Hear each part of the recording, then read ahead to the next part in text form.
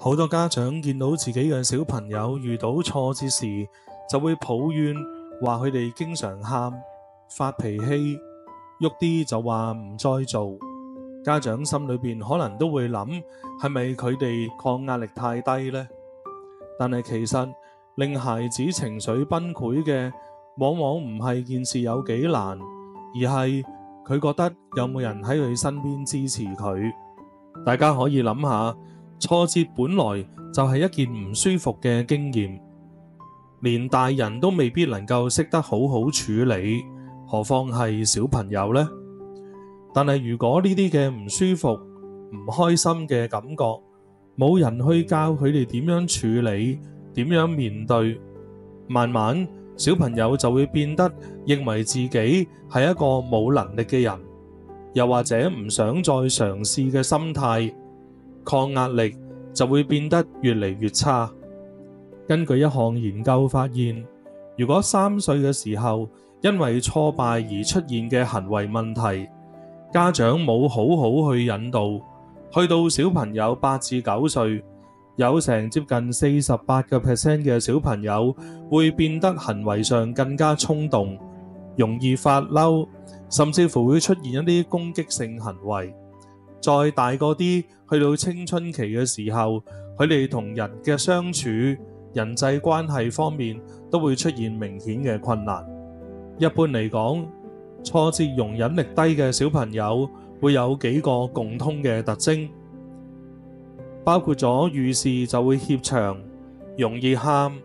唔敢再試下搞唔掂就會容易放棄，有時仲會遷怒人，責怪其他人令到佢做唔到自己想做嘅。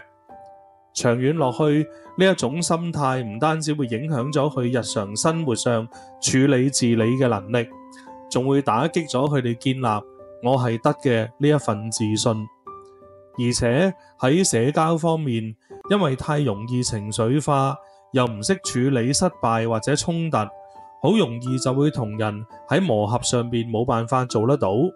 學習上面一遇到困難就會冇興趣，實情其實係唔敢再試，只係用咗唔中意呢一個3個字做擋箭牌，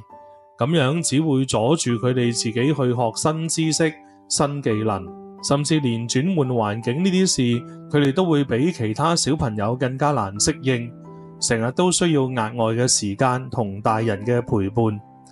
所以面對挫折忍耐度低嘅小朋友，其實家長嘅角色就會成為一個關鍵。如果覺得呢篇文章對大家有幫助，記得按讚支持一下，分享俾你身邊需要嘅朋友，同埋訂閱我嘅頻道，咁樣就唔會錯過其他實用同埋教養嘅資訊。透過分享知識，希望可以幫助到更加多嘅家庭，讓孩子能夠平安快樂咁成長。多謝晒。有時我哋唔覺意可能做咗啲原先出發點係好，但係方法錯嘅嘢，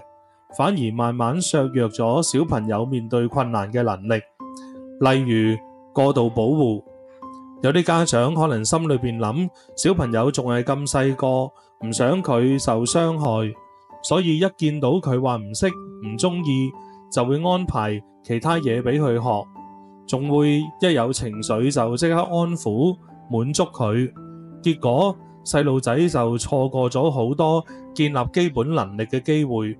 當基礎一差，遇到挑戰就更容易產生挫敗感啦。第二樣就係忽略咗孩子嘅情緒，冇俾到情感上嘅支持佢哋。有啲父母見到小朋友失敗，就會責備佢哋，話佢哋成日都咁唔小心，又或者話佢哋做極都做得唔好。雖然呢啲聽落好似係無心嘅說話，但係我哋自己要諗下，換轉喺小朋友角度去聽呢啲說話嘅感受係點樣。又或者當細路仔願意同你去講心事，有時家長又會以自己主觀嘅角度回應，例如係回應小朋友好小事啫嗰樣嘢，又或者問小朋友使唔使咁小氣啊。其實呢啲咁嘅說話只會令到小朋友覺得自己嘅感受係錯嘅。再大啲，孩子就會覺得父母唔理解自己，佢會越嚟越唔願意同父母講，最後同父母之間嘅距離就越拉越遠。所以我哋應該認真聽小朋友講嘢，俾佢感受到你嘅情緒，我睇到，我尊重，然後再慢慢幫佢揾個方法去面對挫敗。第三就係過度嘅磨練，有部分嘅家長又另外有一個極端，認為小朋友要鍛煉越辛苦越進步，